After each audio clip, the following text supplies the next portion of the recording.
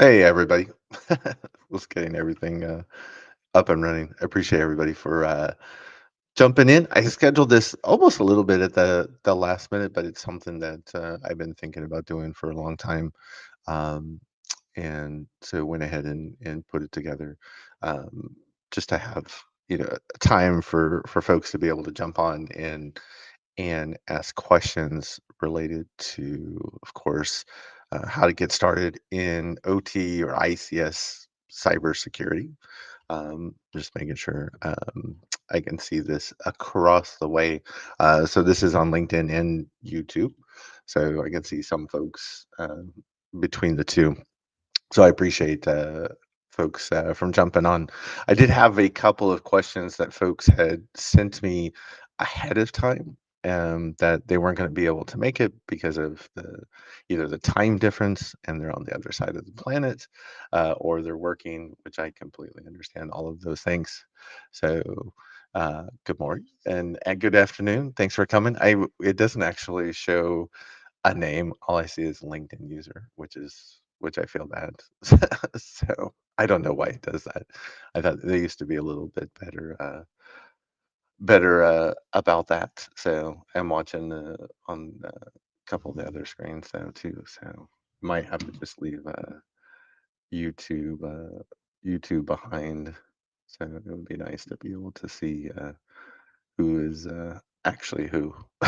So so I thought I would start with some of those because I think they actually touched on a lot of the common questions that I get. But if you have questions that you're curious about, go ahead and drop them in the actual comments.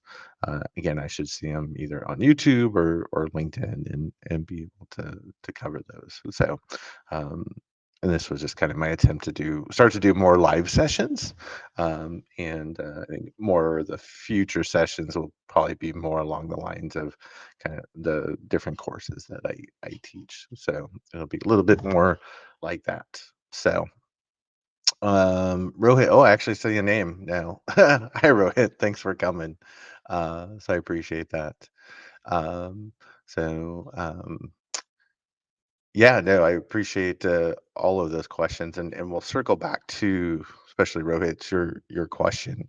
I think some of the questions to get us started with that folks were asking. Again, these are the ones that a lot of people um, will ask, and this will also touch on another.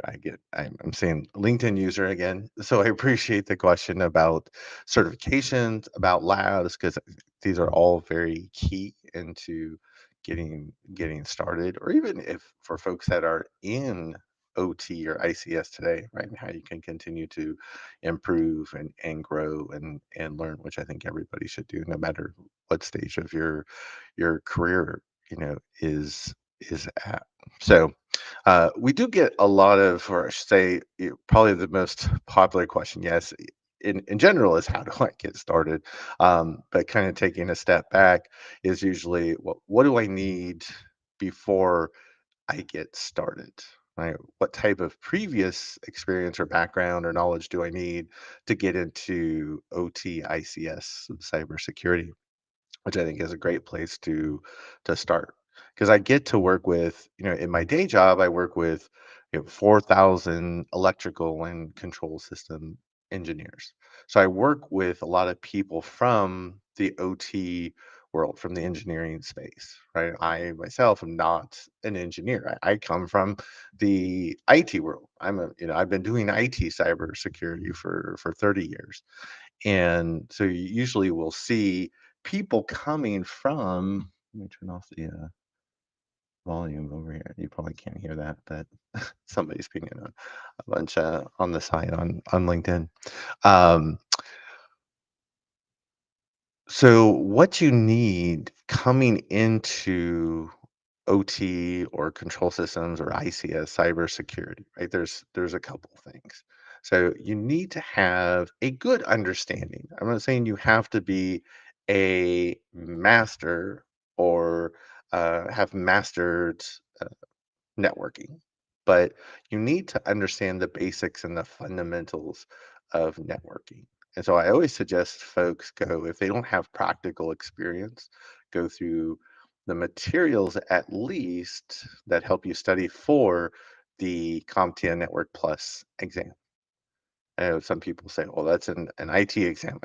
Yes, but it's IT networking, if you want to look at it that way, that's connecting all of your components now in the OT world, right? In our power plants and water treatment facilities, or out on the shop floor and in a manufacturing plant. So um, it all is relevant, right? It all applies.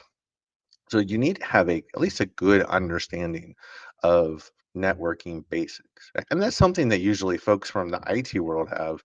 That's usually something that engineers don't have. I just assumed engineers would know everything about networking, and it's actually not that way. So networking is a good place to start. And then on top of that, you really need to understand the cybersecurity basics. And I would also even say how those work in IT. And even if you're solely from an engineering background or automation and solely working in the OT, understanding how cybersecurity works in the IT world, right, helps you understand what's going on over here in IT. IT is the number one attack vector for the attackers or ransomware or other pieces of malware to get into our OT or our plant networks. So it would stand to reason. It makes sense to understand, hey, what's going on over here in the IT world from a cybersecurity perspective. And the nice thing about that is the more you know, especially if you're from OT, it helps you have those conversations with the folks over in IT and IT cybersecurity, right? So you want a good networking, kind of foundation. And same thing with IT cybersecurity essentials. Now, there are a lot of people in OT that say, well, IT cyber and OT cyber are nothing alike, which drives me absolutely crazy because they have a lot more in common than they actually don't. I don't think a lot of people realize that. Now, are they different? Yeah, they're different in different areas. And where they're different, they can be very different. And it's important to understand like where they're different and how they're different. Like things like vulnerability management are very different in the IT world where we just patch something right away when a new patch comes out versus in a power plant or another OT environment, which we may never apply a patch, right? So it's good to understand the networking basics and the IT cybersecurity basics. And a lot of that is mostly for folks, of course, again, coming from an OT or engineering or automation uh, background, or that when we say that side of the house, really need to take that out of my vocabulary. Hi, Lokesh. Thanks for coming. I appreciate you for jumping in. Now, so networking, IT cybersecurity essentials, right? That's going to be mostly for folks from the OT world that don't have that. Or I get people from IT, but they haven't worked in cybersecurity yet. And so if you really want to get into OT cybersecurity, you really need to, I would even say, master a lot of IT cybersecurity before you even start thinking about jumping into OT. You definitely start to learn, right? I have the courses on YouTube so you can start to learn, but you really have to master IT cybersecurity before you're going to jump from into OT if you're coming from an IT background. If you're coming from an IT background like myself, and IT cybersecurity and had no idea of what the OT world is like. I remember when Stuxnet came out and I was just like, "Oh, how does this work in a power plant, right? Do we have computers in a power plant? Well, we must, right?" And so we have to understand, yeah, how control systems actually work. So we have to learn the basics of PLCs, HMIs, right? DCS that Rohit was mentioning, right? That he's worked on with, a decade plus, right? So we have to understand what all of these different types of systems are and what they do to be able to control these other systems in the process out in the real world, right? So if I do have a power plant or a manufacturing facility, right? How do we generate electricity? And how do we use control systems to monitor and control those processes? If I have that manufacturing plant that, say, I'm doing pharmaceutical manufacturing, right, and I'm doing maybe insulin injections, then, right, how do we create those injections, right? How do we automate and how do we use control systems to monitor and control that process? And then I always also suggest people, if you're coming from an IT or IT cyber background, to start to look at and understand how engineers think and how they look at the problem. Doesn't mean you have to go and get an engineering degree, but we talk about like IT and OT, they're just very two different schools of thought.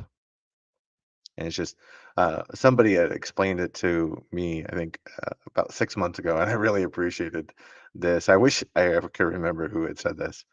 That if you're in IT, IT is like people like Star Wars fans, and engineers or OT people are more like Star Trek fans and and Trekkies. Which I kind of think I'm like that's actually a really good analogy to help explain right the kind of personality differences between the IT world and the OT world. It's not always correct, but I would say most most of the time, which I always find interesting.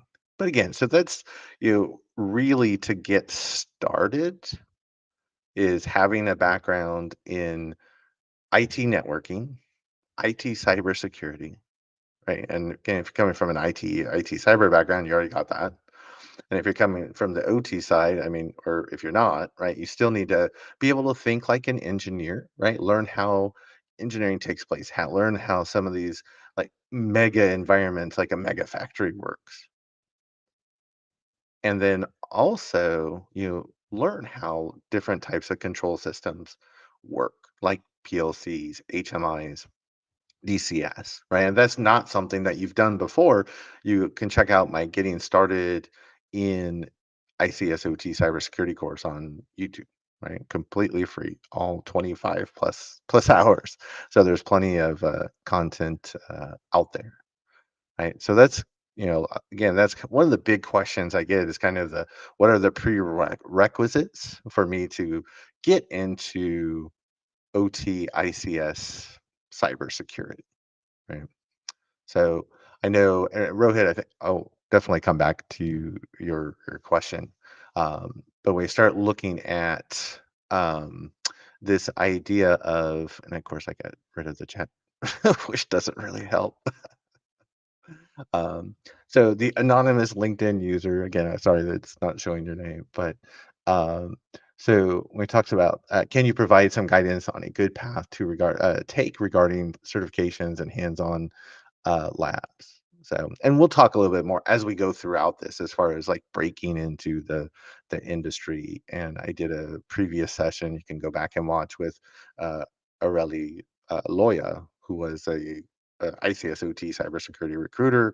I'm going to be doing some more sessions like that as well. So there's lots of good food for thought, but we'll talk more about that as well. But certifications is probably another one of the most, if not the most asked question that I get. So I do want to talk about them a little bit. And there's people usually will look at it and I look at it as there's two main tracks or vendors that you can go with, right? And so hold on one sec. I'm just gonna switch over to the let's see if that can. Oh, that's not any better. I don't know why the camera is really driving me crazy. And I'm sure if it's driving me crazy, it's driving everybody else crazy too. It just doesn't like the background. So it's probably it's you know what it is. It's probably the glare. Let me go shut the blinds real quick.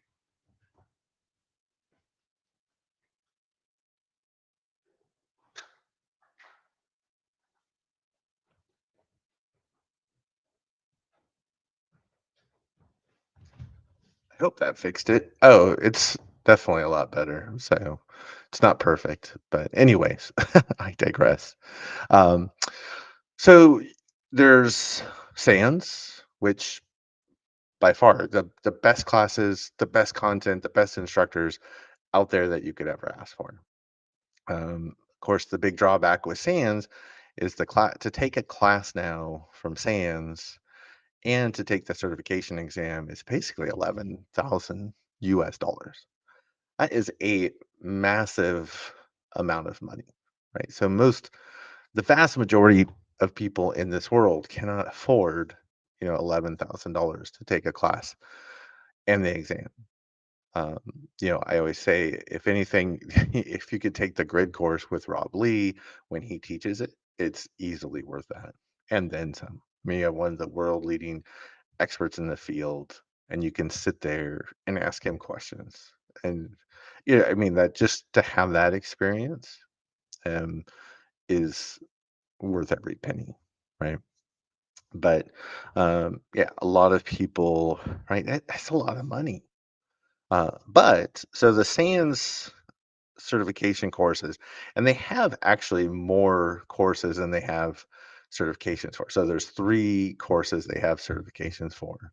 There's the kind of the entry level, that's kind of the intro to ICS cyber for them, which is the GICSP course and exam. So that talks about what a PLC is, right? And HMI, DCS, right? How these work together and the basics of starting to defend these types of environments. Now, by far is my favorite class because Rob really breaks down what a lot of people, right? We think that OT and ICS cybersecurity is hard to do. And when you go through grid, right? It's just taking this like what feels like this Herculean task and breaking it down into just simple, practical ways of looking at it, which really resonates with me. And it's like, oh no, we can defend these environments, and we can even defend these environments against the most advanced state adversaries, and we can do it successfully. And it doesn't even have to be hard. And so that's why I've always really appreciated the grid course and Rob's work. Now there's also the G oh now now I'm drawing a blank. The the class that Tim Conway wrote around NERC SIP. So it's probably GCIP. I'm thinking if I remember right. Yeah. So NERC SIP, if you're not familiar, that's the regulation in North America that governs electric generation and transmission entity. So let's say you have a power plant, or you're responsible for getting power from the plant out into basically the different distribution centers that gets it out to our homes and our offices. That's covered by the NERC SIP regulations. So that entire course is everything you need to understand about the NERC SIP regulations and how to audit a NERC SIP environment. Right? So, so that's the SANS world. Again, grade class, you cannot go wrong, especially with the one that Rob teaches. He only teaches it once a year at the SANS ICS Summit, which is actually coming up next month, and they're doing their 20th anniversary, which I'm really excited about. So, the other track, which is much more approachable, but it's less content, right? It's not to take anything away from the instructors or the material, but that comes from ISA. So ISA, or the International Society of Automation, which also works with IEC to create and publish the ISA IEC 62443 standard. And if you're not familiar, the standard 62443 is considered the gold standard on this is how we secure an OT environment, right? This is how we build a cybersecurity program for an OT environment. And so it's like, okay, great. So so what ISA did was they put together four classes and four exams to help people. like understand or learn the real basics of cybersecurity. And it's almost like the basics of IT cyber, and then a little bit of how to apply those in the OT world. And then the rest of the course is this is what 62443 is, and this is how we approach, right, creating a cybersecurity program for OT. I will say they are written by engineers for engineers, which makes sense, right? Coming from ISA, right, which is primarily engineers. And so if you come from an IT cybersecurity background, probably half the class is super boring because you already know like the differences between a vulnerability scan and a pen test, or the differences between IDS and IPS, right? Those types of things. So you don't need to learn those, or if you don't work with those on a daily basis, you get a good refresher. So again, most of the course is split between this is cybersecurity fundamentals, and then the other half is this is 62443 fundamentals, essentially. So you do have to take a class before you can take the exam, which I don't like, that they force you into that. But I think there would be a lot of people that would just go take the exams. The exams are not hard, without taking the course. So I think they just want to make sure that they get people in courses. And I'm like, okay, I can't fault somebody for that necessarily. So, but they have four courses and the associated exam. So the first course is the fundamentals. So it's kind of the basics of cybersecurity and the basics of high level intro to 62443.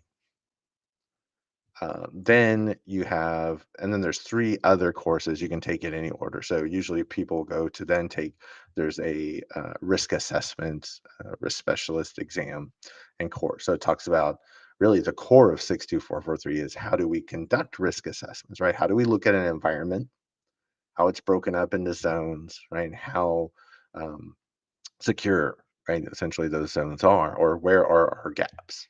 So if we identify gaps, then we can look at, well, how do we address those gaps? And we can come up with a plan that we should act on to make sure we get those issues addressed, right? And therefore we're securing the environment, right? The to me, that's the most important course out of all those is that risk specialist or risk assessment course. And then there's also the other two. Um, there's one for design. So more kind of thinking, how do I design or build or architect a secure OT environment?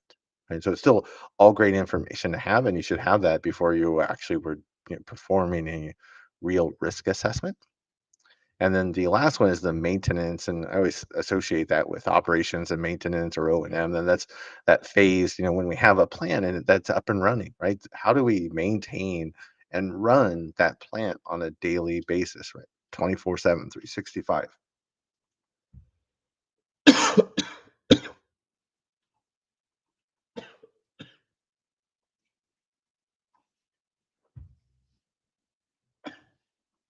Wait, what's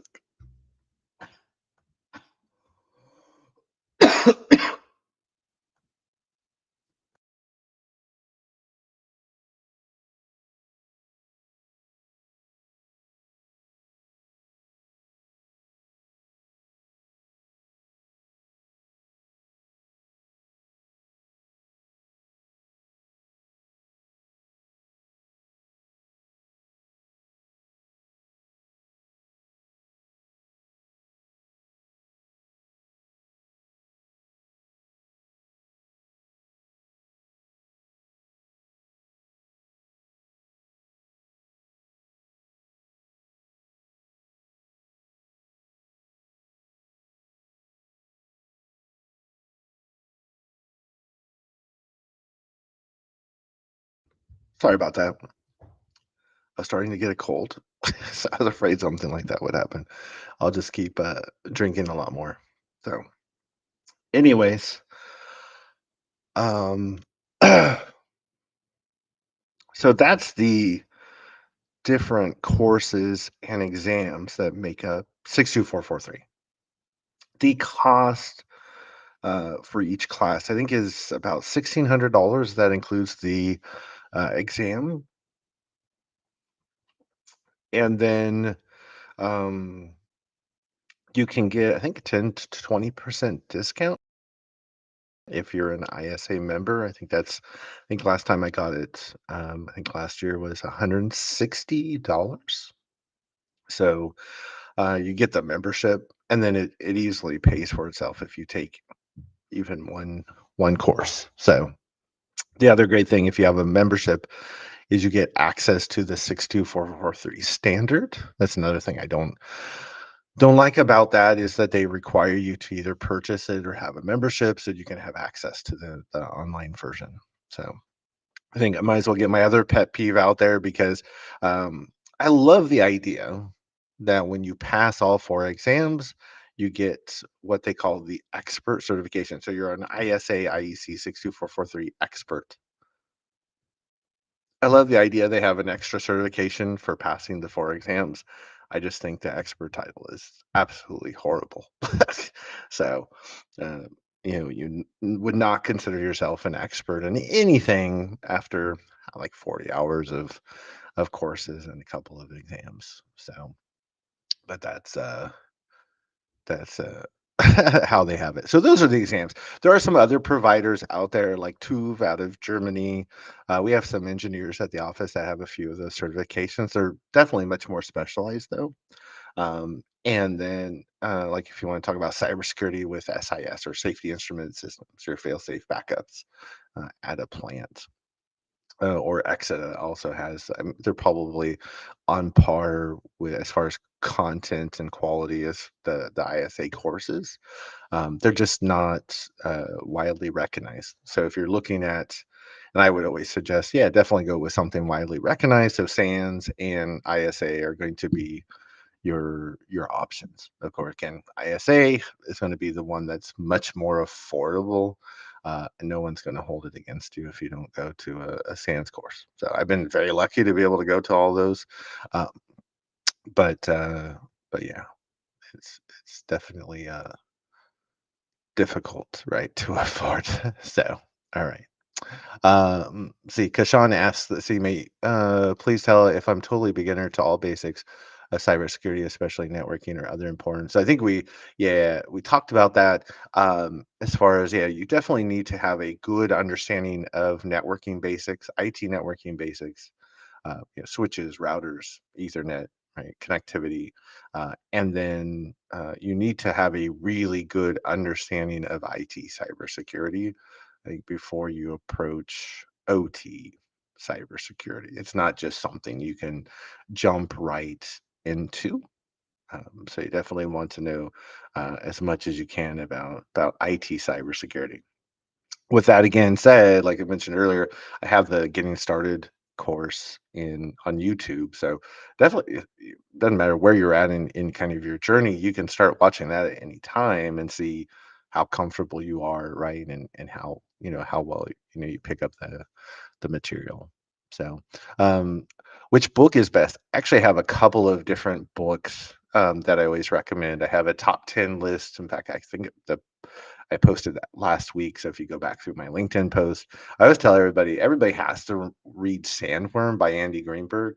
It's actually a novel, so it's more the story. So it's not like a textbook.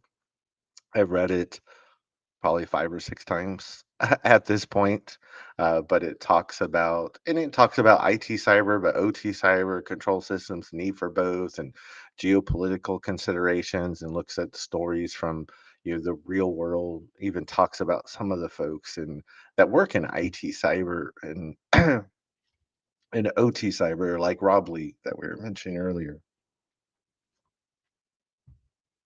So there's definitely a lot of, um, always, again, if anything, for the background and why we do what we do in OT cyber, I think Sandworm does a really good job at highlighting that. And then there's a couple of other books I would suggest.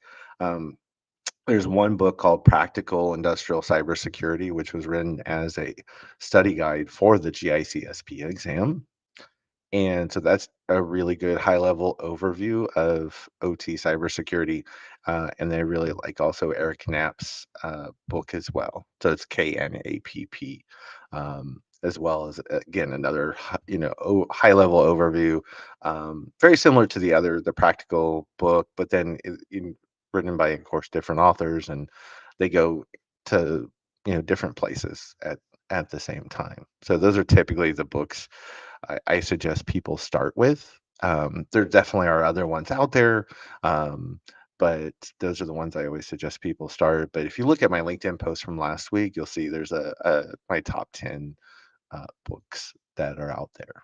So nice thing about Sandworm too is it's I think like 12, $13. So some of the other books get pretty expensive. I have a book from the Exit Engineers on 62443. I think it's like $160. So right, not cheap. So Adebayo, thanks for coming. I appreciate that. Um, Encyclopedia Zach, turn on. Let me see if I can turn it on real quick. Um, I would think if it has it, it probably would automatically do it, but yeah, I don't see anything. I hate to say, and so I'll have to look for it for next time if it actually exists. But yeah, maybe it's just not something I'm familiar. Oh, there's a captions button. So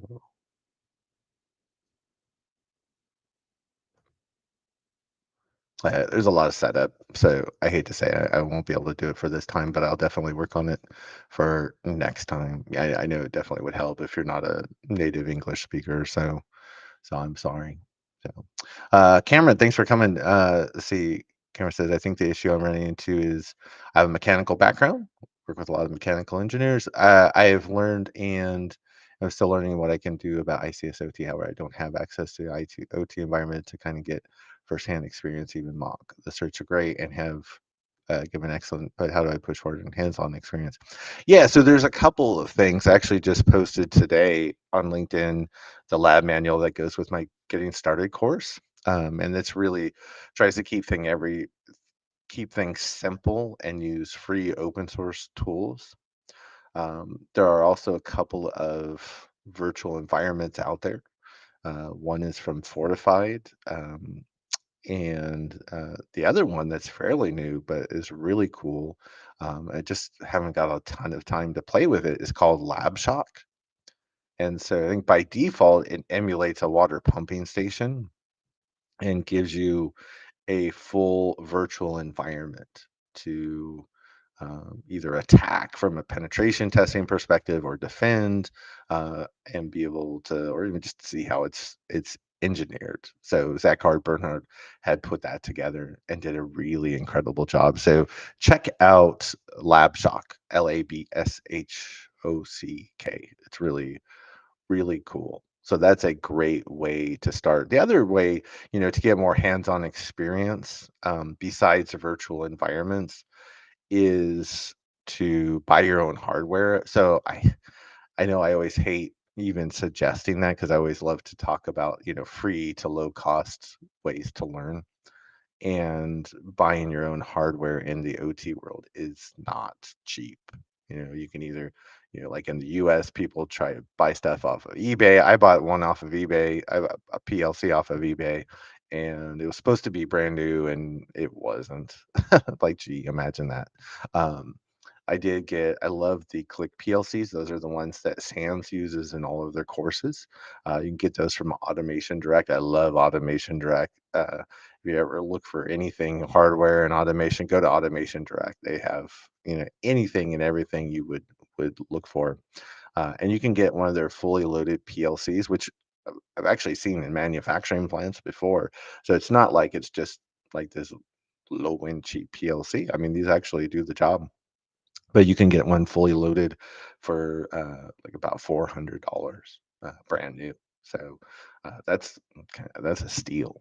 So, and I've built out others over time. My work, the day job covers a lot of those for me. So I'm very fortunate in that respect. But I know not everybody has the option. But that's really, you can start with those virtual environments, especially like LabShop now, and then you can work into obtaining equipment and building out your own lab environment. So hope that helps. So uh, and then thanks for coming, Rebecca. Um, and I appreciate that. So, what regulations and cybersecurity directives should we be familiar with for OT cybersecurity? I'm not trying to laugh at the question. I just always laugh. We don't actually have, and this is from the United States perspective. I live in kind of East Coast America. There's not a lot of regulation for OT. We mentioned NERC earlier. That's going to be the most common one that people talk about in and again that's for power generation and transmission in North America, so US, Canada, parts of Mexico. um, we also have probably the next biggest that we talk about in the United States is the TSA, the Transport Security Association, or administration, security administration. You normally associate them with the folks that check your baggage at the airport, but after the Colonial Pipeline breach 4 years ago, we actually had the anniversary yesterday, that they created requirements called the TSA security requirements or security directives for pipeline operators, because they were worried about if Colonial Pipeline happened again, right? The pipeline goes down and half the country didn't have gas, on and off for a week and a half. But then they also realized that, oh, well, if what about the pipeline just is completely gone, then the next way we're going to ship gas is through rail. So they also apply those to rail. So those TSA security directives apply to pipelines and rail operators. And then they also made it apply to passenger rail as well. I think they figured why not. So those are the bigger requirements in the United States. Now, in Europe, they have the Cyber Resilience Act. They have NIST 2 now. So those are a lot, probably you think, stronger requirements. There's not much, honestly, to the TSA requirements. They did strengthen them somewhat, though, and there's some good requirements in there. I shouldn't say it's worthless. Uh, it's not. Um, and NERC is a good basis for cybersecurity, but there's definitely a lot of room for improvement in all of those. But yeah, there's just not a lot of regulation. And I think a lot of that just becomes because a lot of regulations come when really bad things happen. And we just haven't had a lot of really earth shattering bad things happen in the OT world. So, so it's good and bad, right?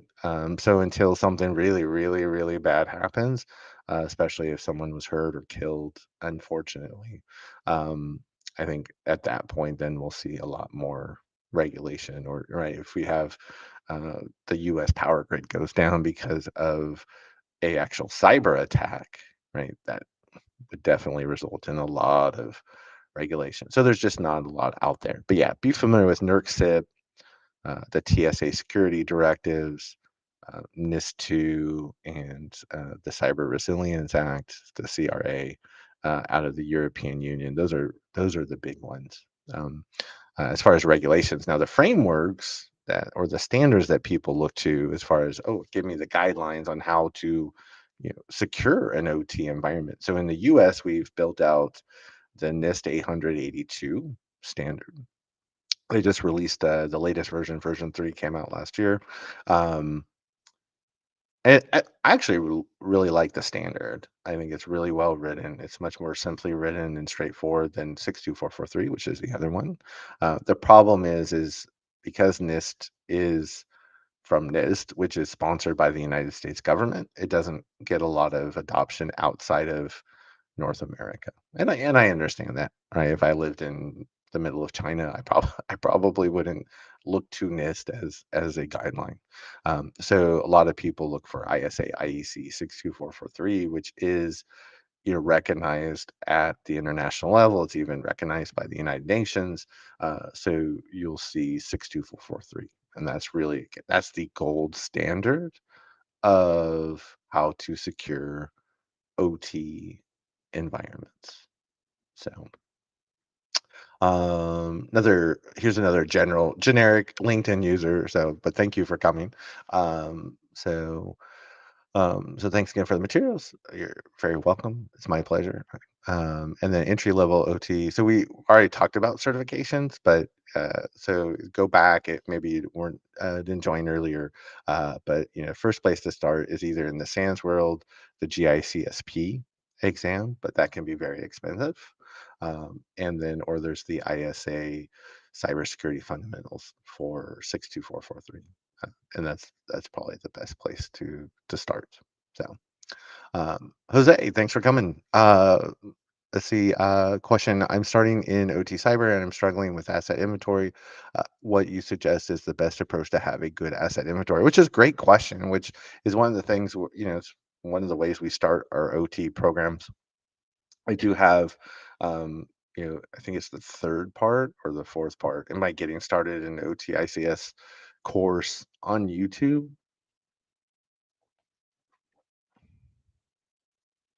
It's all about building the asset inventory.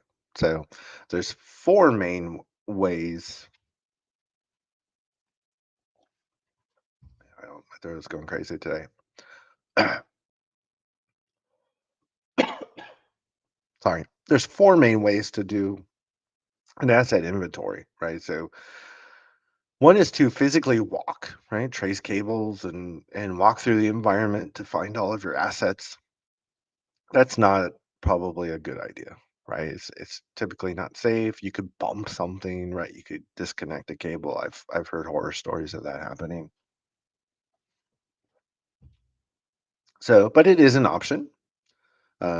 There's an option for you can go through all the files and documentation you have. So everything from project files to maybe if you have a GIS server, which stores a lot of information about your plant, and not it's you know geographical information, but you can have a lot of other details in there as well, right? Or digital twin, right, can have a lot of this information. Um, so you can have that. I was talking about procurement documents, right? I work in environments that we design and build from the ground up in my day job, and so you should have all the procurement, right, the invoices of everything you buy. So that would help. Um, the two main ways people usually look are active scanning and passive, or say sniffing or listening on the network. So can you do active scanning, like using a tool like Nmap? Right? We always suggest not using that in production because you could potentially bring or crash down the system, and that still happens today. Believe it or not, even with newer systems, things do happen. Um, so that is an option. Sometimes people talk about, well, I'm not going to do active scanning. I'm going to do active polling. So they might just do a ping or an ARP scan, something that's considered lightweight and wouldn't introduce issues. Maybe they'll just check for if a device like a Siemens PLC comes with SNMP by default, right? So just check for SNMP, right? You're not scanning for thousands and thousands of ports. You're just scanning for, just testing one. So active scanning or active polling is an option. I would never suggest doing it in production, just in case. And then there's the passive monitoring. So watching network traffic to identify things like IP addresses, MAC addresses. You can use a MAC address to map it back to the vendor. So you could say, oh yeah, that PLC is from Rockwell or that PLC is from Siemens, right? So those are the four main approaches. None are perfect, unfortunately. They all have their drawbacks. Even if you did all four of them and you had all the time, you probably would still not have a complete asset inventory, unfortunately. So, but I'm a big fan of network security monitoring. And so, as you're monitoring your network and you're seeing assets, right, if something new pops up, right, you should be able to recognize that. Um, so hopefully that helps. But and then definitely go back and watch there's entire. I think that part in the course is like an hour and a half. So obviously my 3-minute overview doesn't do it as much justice. If you want more details, right? There's definitely a lot more. So Nevsy, thanks for coming. I appreciate that. Jose is asking any tool you can recommend. Depends on for what. If you're talking about just learning OT ACS cybersecurity, to me, I'm the course I wrote for input on YouTube is a great resource or tool. Um, and drop in the comments if you have any more specific like tools to do specific things like passive monitoring or network scanning, those types of things. But definitely check out the course. So, Lokesh, thanks for coming. Uh, I'm currently following the 62443 standard, but now need to comply with the railway specifications. Oh, we were just talking about, I gotcha. So you're ISA 63452. Could you please provide a brief overview of the best approach to learn and understand 63452? So 63452, so I don't have most of my experience in railway is with the security directives. Um, but yeah, with 645 any of the ISA standards, um, what I do with those, and I've done this especially with 62443, one or two of the other ones, um, is, and this is just how I do, I have to mentally prepare myself that it's going to take time to sit down with the standards and decipher them. And it's interesting because I would say the ISA or IEC 6 or any of the standards, right? They're written by engineers for engineers. Um, but I've also been told by many engineers that even when they read them, they're just like, I don't know what to do with this. So the problem with a lot of the ISA, IEC, standard documentation is it's just not written, in a straightforward, simple manner, and it's not practical in any stretch of the imagination. So what I like to do is take the time to go through the standard, I'll read through it once and then to get a good high level overview, but then go back and really map it out. And I draw a little almost like flow charts to help me visualize what they're really talking about and how to put the pieces together. I have a lot of these for 62443, which is actually the class that I just started to put on YouTube Tuesday. So 2 days ago. But yeah, so I don't have a ton of work in 63452. Most of my railway work is strictly in with the security directives from TSA. But again, I would say any of the standards, just take the time to go through them and break them down step by step and try to look at them from a practical perspective. And it's like, okay, this is how I can implement this in an environment, right? It's tricky. So I hope that helps. I don't have any like silver bullet, but for you. So, can you give some TRG on clarity and tenable OT? So, I typically tend to stay vendor agnostic, but I will say, and I mean, I know, I have friends and folks that work at all the vendors. Um, the vast majority of them will tell you most of the products do about the same thing. So a lot of it comes down to when you're looking at a product solution to do things like watch, network security monitoring, look to see what assets on their network, right? Map out your vulnerabilities, help you understand, do you need to do anything about those vulnerabilities or not? Maybe have like the Drago solution also includes more threat intelligence, right? That like you won't see in other products. So it's a lot of it is most of the products kind of do all the same, have the same functionality. Some do a little bit more, some do a little bit less. Some of those companies offer a lot more services, have a much stronger background, and so you might gravitate towards one that has more service offerings. Um,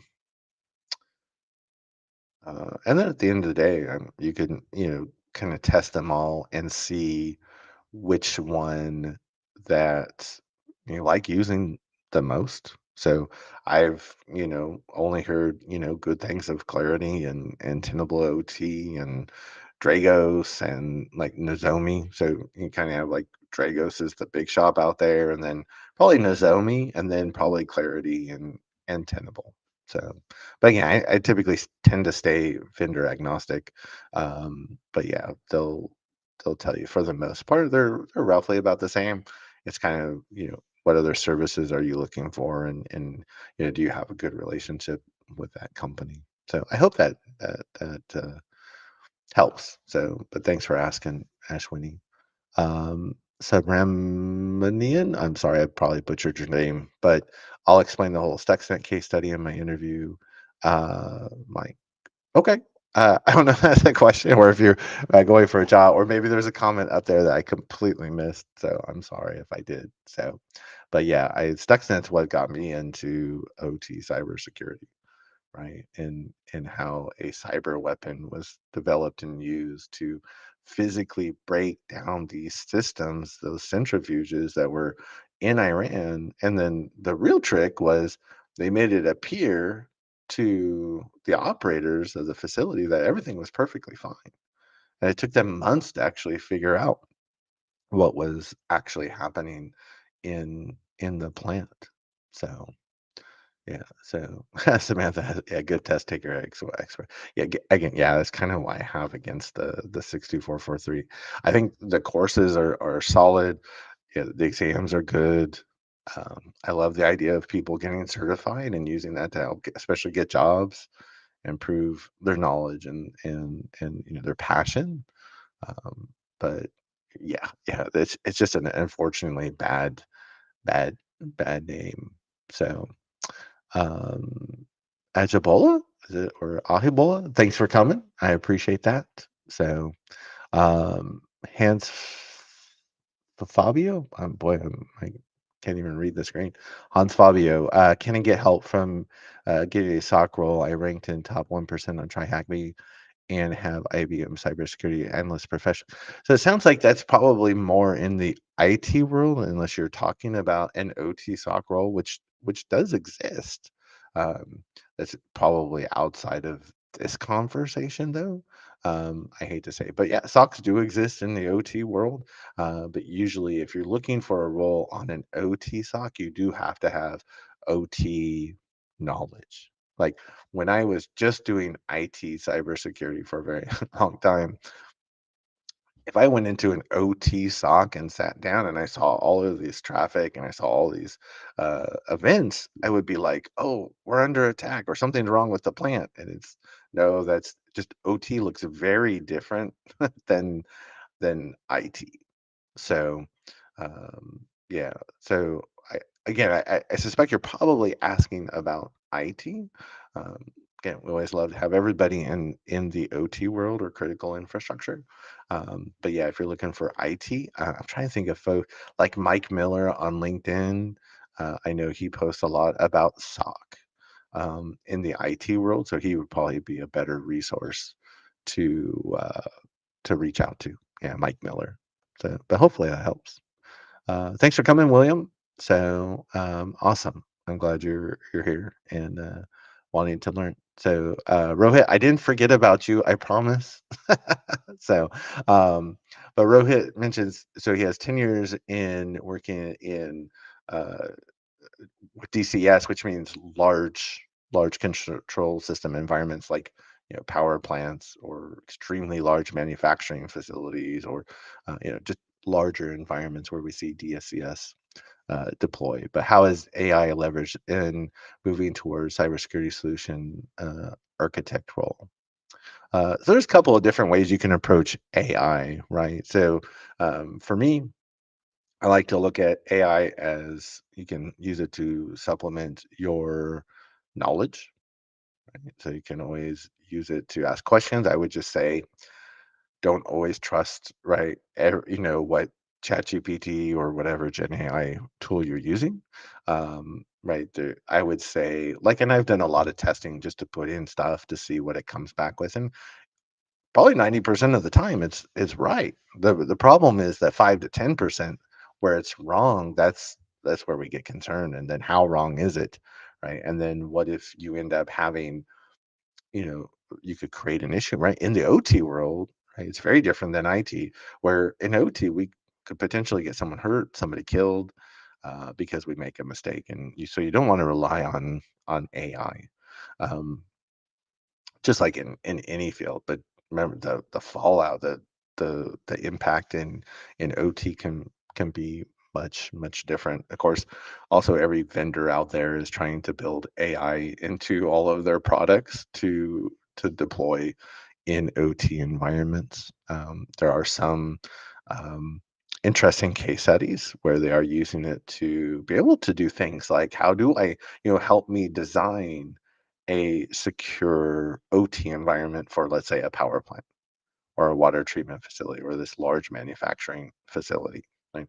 So you are starting to see those. But again, and I work for one of the world's largest engineering companies, you know, and I think that's kind of the biggest problem with AI. It's coming a long way, but if you give it, 10 different, complex math problems or engineering problems, it'll come back with 10 different answers. It's like, no, there should only be probably one answer.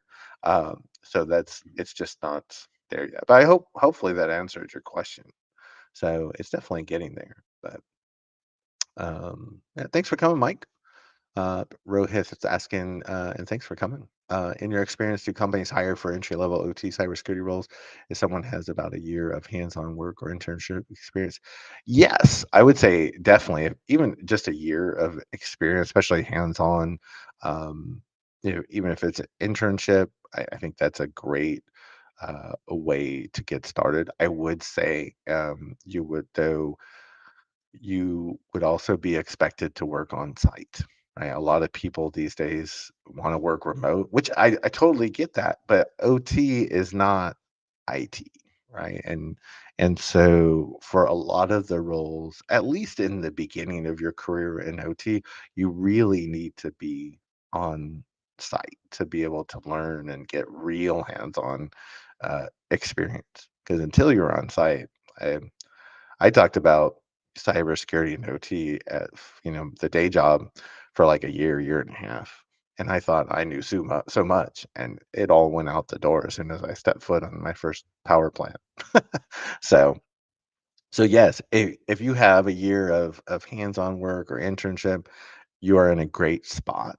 But you also have to realize that you're going to have to work on site, coming into the industry, um, you know, pretty much in the beginning of your OT career. So but hopefully that answers the question. So, but edible wale. I hope I didn't butcher it too much, so I apologize. But thanks, I appreciate that. Thanks for coming. Stop now. Is ICS security the best option for people who want to link cybersecurity and electrical engineering? Absolutely. So, yeah, I mentioned I work with 4,000 electrical engineers and control system engineers, just a few in my day job, and some are very passionate about cybersecurity. So yeah, so OT, ICS, cybersecurity is the perfect, melding of those two worlds to really bring them together. Yeah, and what you'll see is in OT cybersecurity, right? You have two types of people. You have people that have an engineering or automation background, and you have people from an IT or IT cybersecurity background. To be able to, become to master both of those realms to where you can be a true, OT cybersecurity guru, that's going to take you, 20 plus years. Most people don't start this journey until they're like 30-ish, right? So by the time you get to where you would actually be able to do everything or consider yourself, right, to a point where you know a lot, at least, let's say, you're getting ready to retire.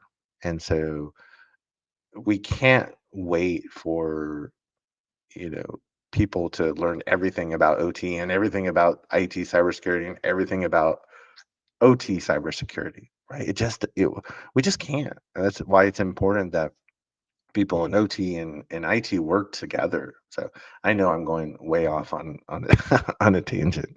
The short answer is yes, right? It is the perfect melding of cybersecurity and OT, right? And how do we defend these environments from cyber attacks? So it's a great question. Thanks, Doc. Uh, maybe I say Toki, Mr. Toki. I think that was probably easier. For getting started, is the CISA courses. Yeah, the CISA courses are really great. They have 100, 200, which are more of the kind of online, just go through the regular courses and get the practice questions and listen to the instructor, right? I mean, like the stuff I put on YouTube. The 300 and 400 are more like hands-on simulated. If you can actually go do those in person, those are awesome. I think they started having virtual offerings for this as well since COVID. So those are awesome, and they're all free. So it's like, you know why not? I haven't actually taken I was supposed to go take them in Idaho, when COVID hit, and I just haven't had the time to go back. I'm actually gonna try and do those next year, because I get really jealous when I see people post on LinkedIn all their pictures of going and taking the courses. So, but yeah, they're definitely great, courses.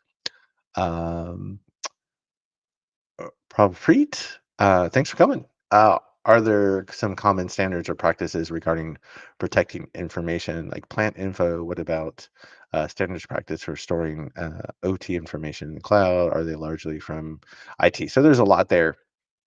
Again, there's the two standards or practices, if you want, that we use to talk about securing OT environments are NIST 882. Again, that's more of a North America, US kind of centric standard. And then more generally at the international level, you see ISA, IEC 62443. So for the standards, as far as how OT and the cloud work together, there's not a lot out there, honestly, and there's not really any standard or regulation. That's still very evolved, and it's very new. It's evolving very quickly, but it's very new to the OT world. So I just caution everybody. Like I will never, if an OT environment says, "Hey, we're going to connect to the cloud," like okay, you could do that, but let's do it as securely as possible because you have to remember every cloud environment will get compromised, period, the end. And then what does that mean to your environment, right? Does it mean the attacker has control of your petrochemical facility? Could they cause an explosion and kill people? You know, so if we do something like that, we have to do it as securely as possible. So, but yeah, good question. Is ICS security in demand and growing? It is definitely growing. There's a lot more interest.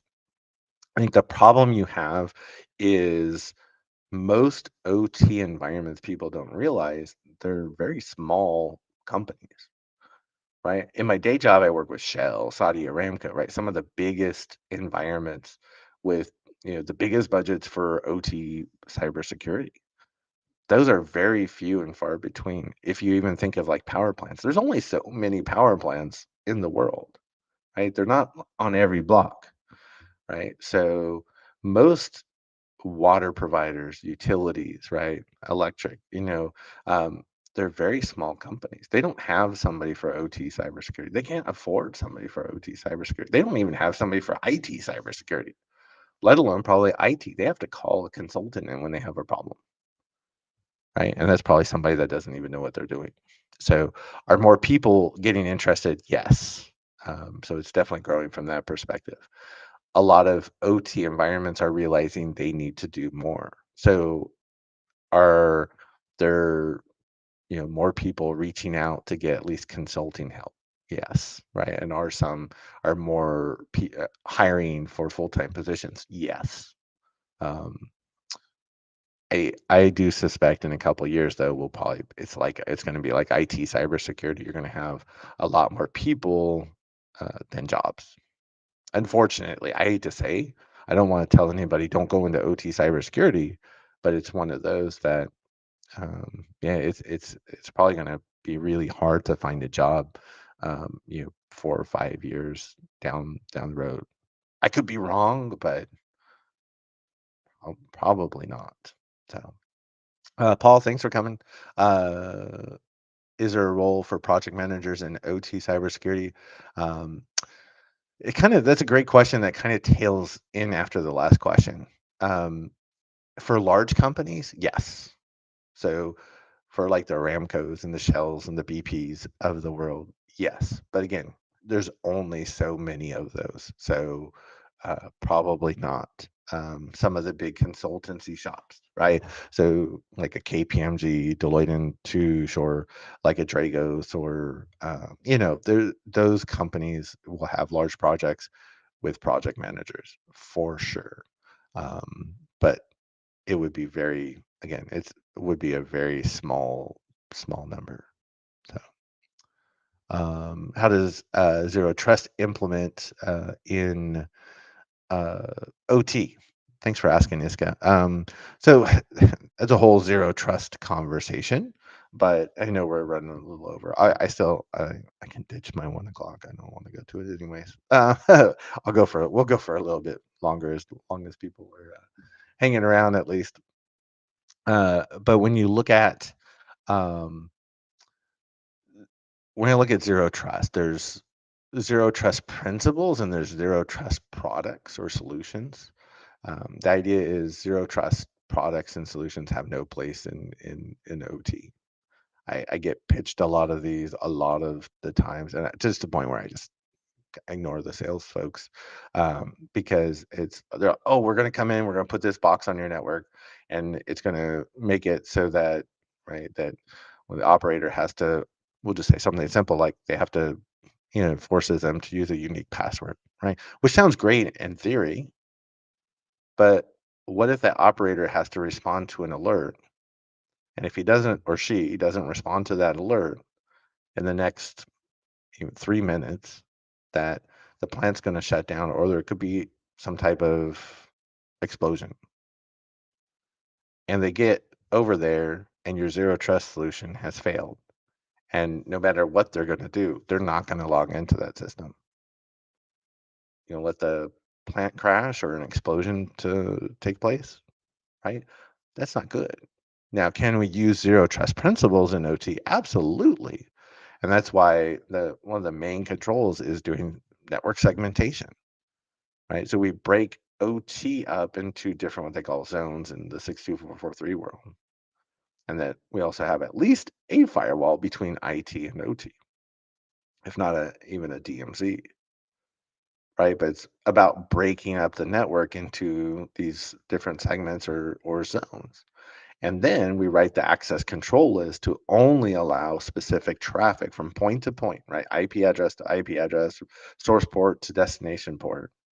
Make them as specific as possible to limit the traffic, and that'll slow down the attackers. So that way, if they're in the environment, ideally we could catch them, even though unfortunately 95% of OT environments are not doing network monitoring. So hopefully that answers the question, or at a high level, right? So Zero Trust products or solutions, no thank you, but Zero Trust principles, sure, definitely.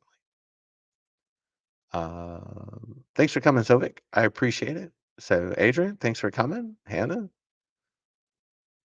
Annabelle, how to break into security sales?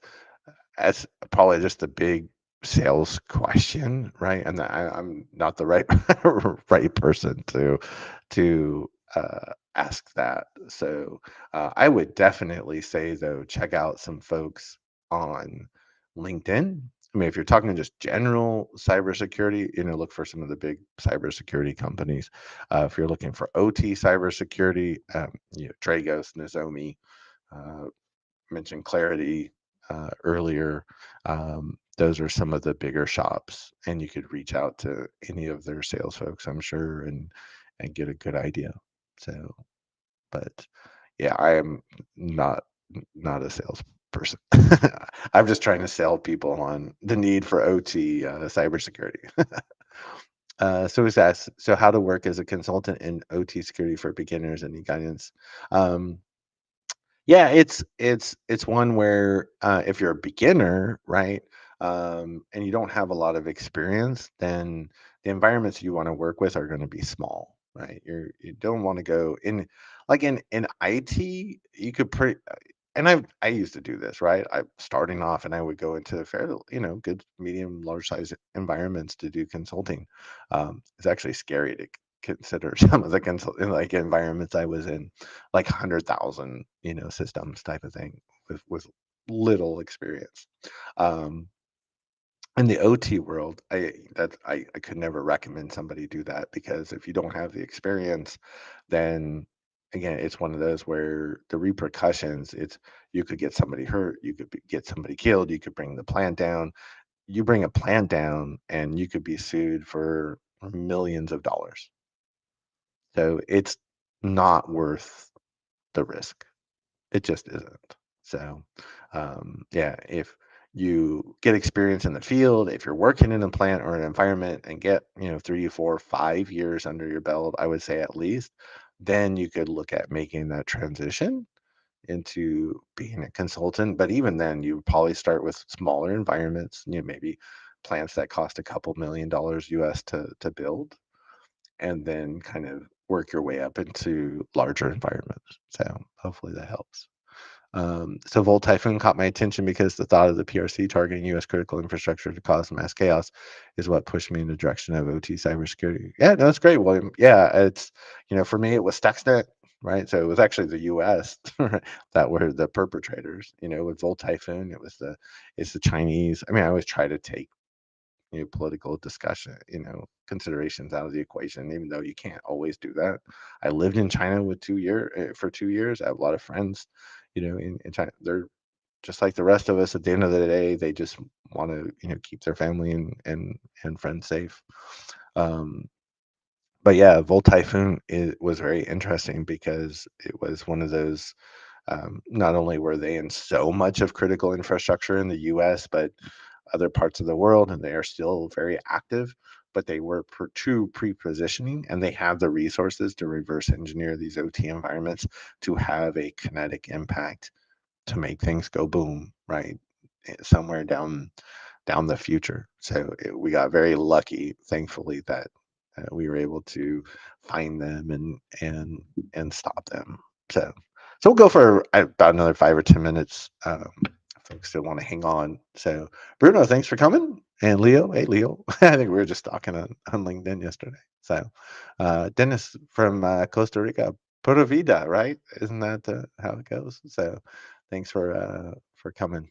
Uh, the anonymous LinkedIn user says, what levels of Purdue should be protected with IT style IAM solutions? So it's a good question. So when we talk about identity access management, so it touches a little bit on the zero trust conversation we had earlier. If you're going to introduce something that is going to prevent an operator from doing their job, especially in an emergency situation, we just don't do it.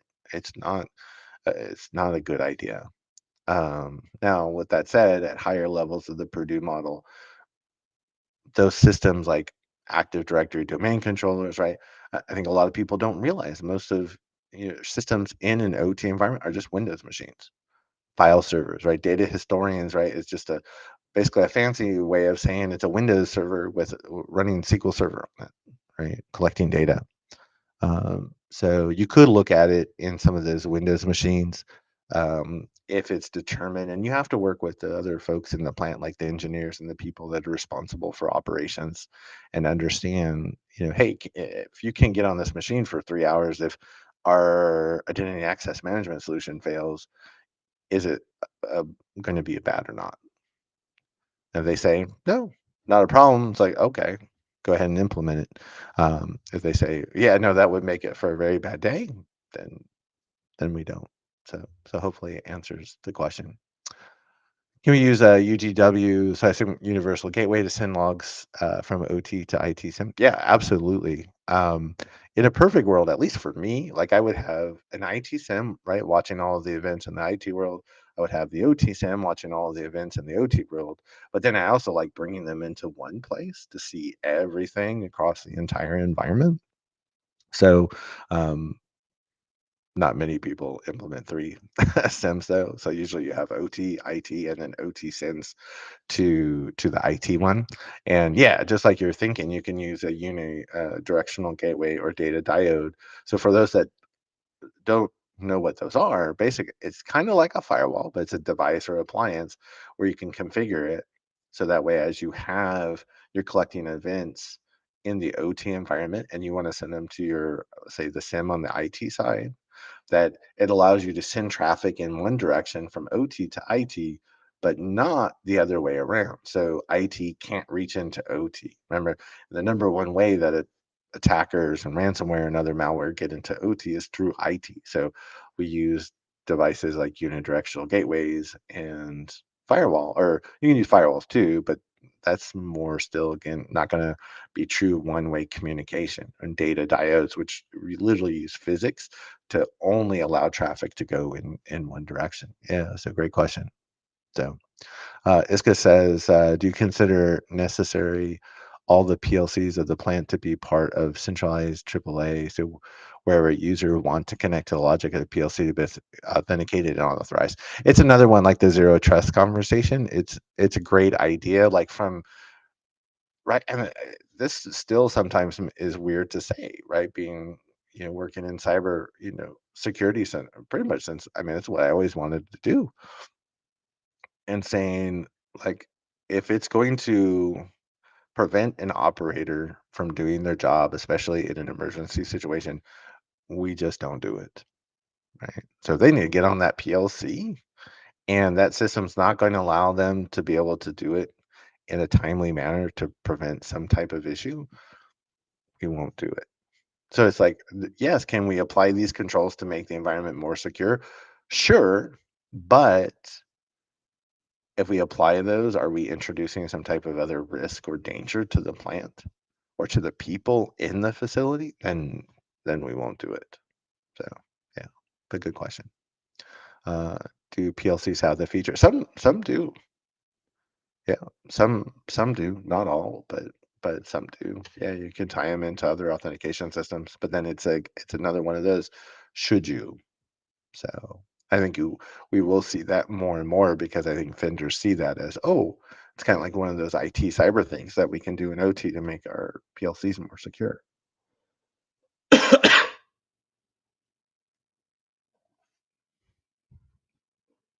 So could you light sh- uh, Aruldos, I think. Thanks for asking about SOAR, SOC, UBA, and NDR. Yeah, we touched a little bit on SOC. Really, a lot of these work like IT, right? At least with SOC, when you start thinking of things like, so UBA for like user behavior analysis, you don't really have a lot of users in the OT world. If you do, they're on the Windows machines. Sure, you could keep an eye on that, and you should, right? But it's probably not going to be as effective, I guess I would say, in probably like what you're used to seeing in the IT world. But SOC works very similar, right? Bring in events and look for suspicious activity to investigate, right?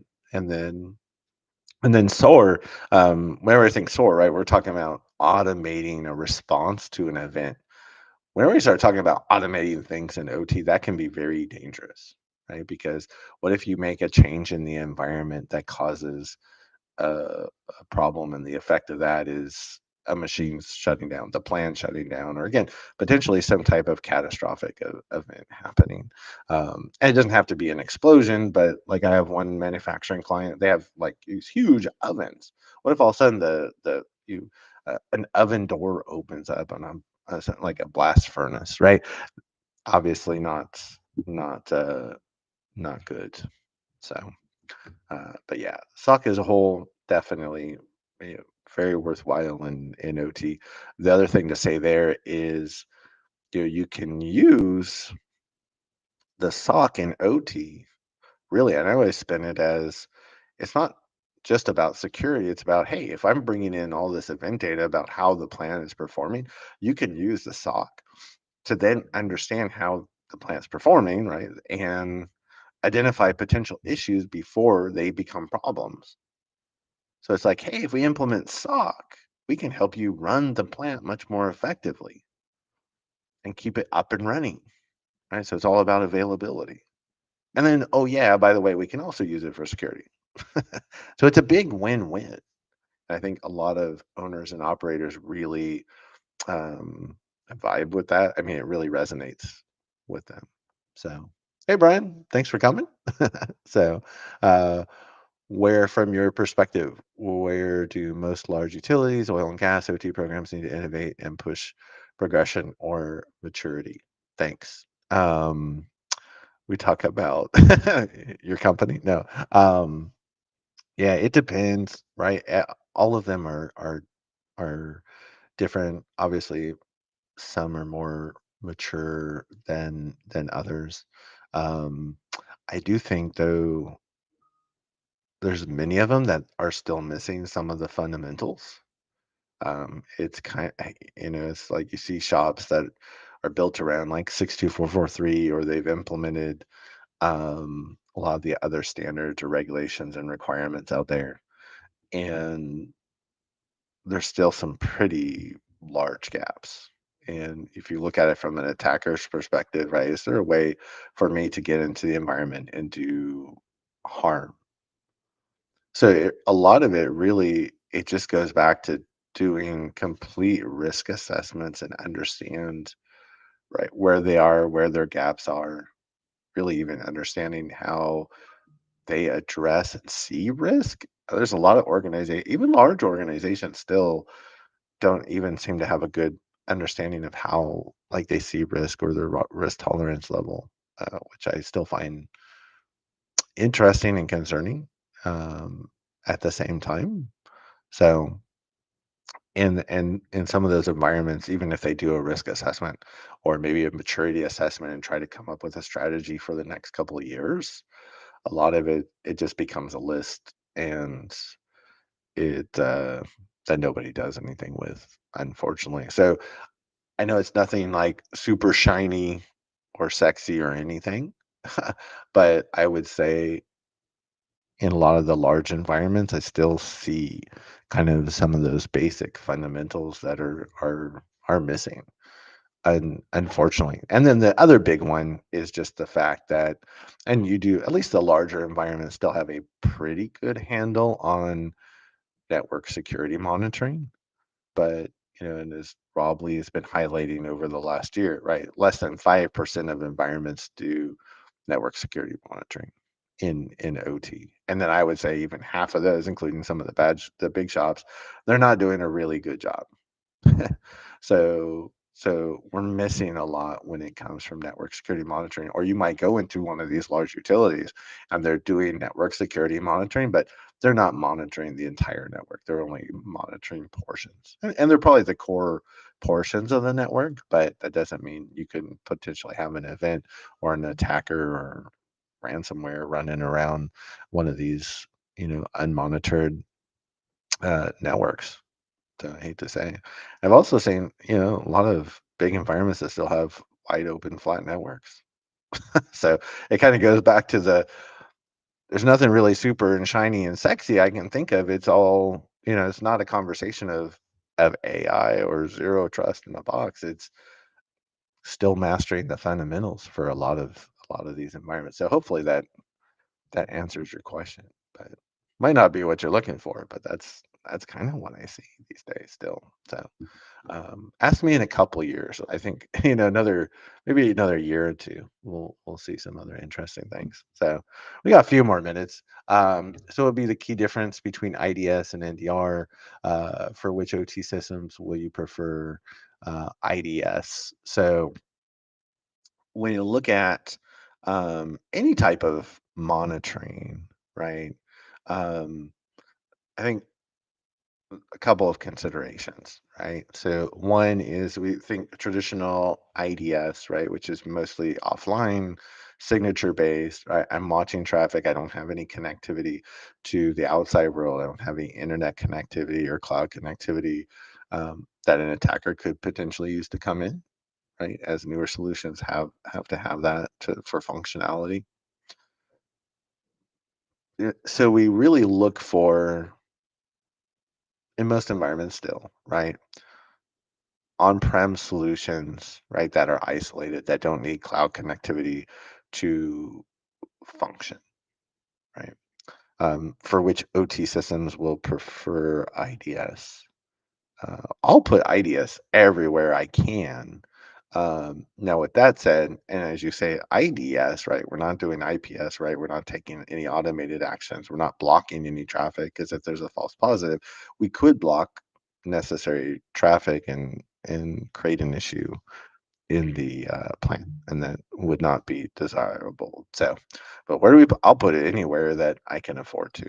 Obviously, we'll start at core parts of the network, put it around critical systems, definitely, especially like the SIS, the safety instrument and system backup. If you have DCS, any other types of systems that are responsible for critical processes, right? But I'll put it anywhere.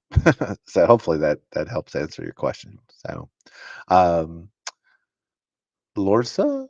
Hopefully that's right. But thanks for coming. And so, how do you have any advice on how to get apprehensive on-site staff to support the OT cybersecurity team in a more security focused approach? That's a great question, and it's a big challenge for a lot of environments. A lot of it really comes down to training, awareness, right, education, right, helping them understand why OT cybersecurity is important, right, but keeping it also simple, practical, that anybody can understand. Um, the more you can just and it's a people, problem. It's not and solution. It's not a technical problem or solution, right? So it's just about being able to connect with people, have a conversation with people. Some people say, take folks out to for drinks after work, not before, but after work, or bring donuts in the morning, or have, bring in pizza for lunch, and people, or just, show. Yeah, for me, the biggest thing, especially coming from IT cybersecurity, it was really easy because I want to, if I go to a new plant, it's like, well, I want to know everything about the plant. So I start asking questions. And if you're asking questions at like the plant manager or an engineer or a technician, right, I think they really appreciate that you show that interest in learning, wanting to learn about the environment. So it helps with that connection. So, but yeah, there's a lot there. Hopefully that gives you some idea. I really try to connect with the people, awareness and education, help them understand why it's important. But and there's just a million different variations of that you can try in different environments. So I hope that helps. Nefsi, thanks for coming. What's a good organization for cybersecurity, IT, and OT department, big facility? I've seen anything and everything, and I've seen every combination work good. I've seen bad. I was just in visiting a large auto manufacturer, um, and they OT not working with IT, right? And they're basically going off on their own, right? Not ideal, I don't think, but maybe in their situation, it's the right move. So it just depends on the environment. The more that you have both report up to a single person or group, that will help with some of that alignment and the infighting that can happen.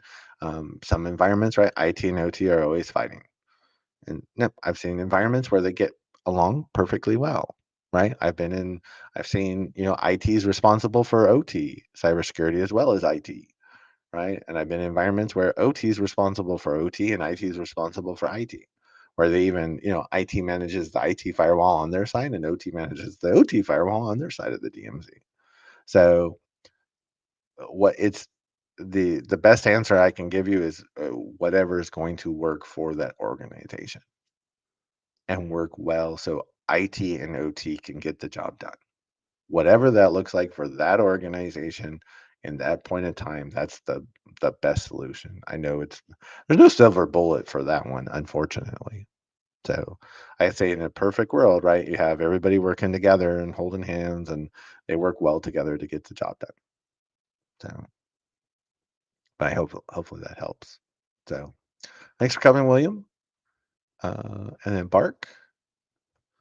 Um, that's okay. You can still work on your hacking skills. I mean, it's a great way if you learn how attackers break into environments. It's a great way though to learn about defense as well. So, okay, I know we're wrapping up real quickly. Your response to zero trust is the same for my question regarding Purdue levels, and I have solution is replaced for it in IT.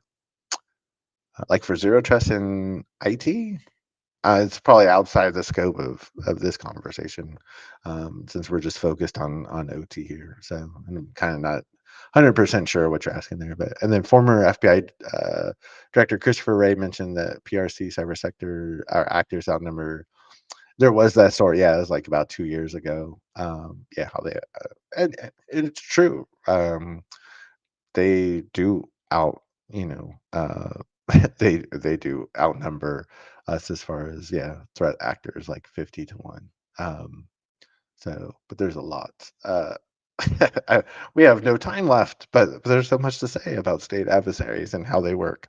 So, but, yes, and then the last one, Bart, can a data diode be configured improperly? So true data diodes, not unidirectional gateways, but which can, and I think inline firewalls can be misconfigured. Data diodes, unless you literally just put the wires in the wrong connectors, cannot be, right? Because the idea with a data diode, it uses physics to enforce one-way communication. So it's not. Think it's there's not really software that you log in to configure. Um, so it's not like you can configure it anyways. You literally plug it in and it allows traffic from one direction into another. So I'd say no. Unidirectional gateways, potentially. Firewalls, most definitely, but data diodes, no. So, all right. We'll wrap it up then. So I appreciate everybody for coming, though. Thanks for great questions. I'll be doing some more Thursday sessions. Well, I'll have a couple planned with especially some ICSOT recruiters. So if you're interested, right, more in the space, but awesome, and then go over some different topics. So I do want to do more live sessions. And again, I appreciate everybody for taking the time and hanging out. So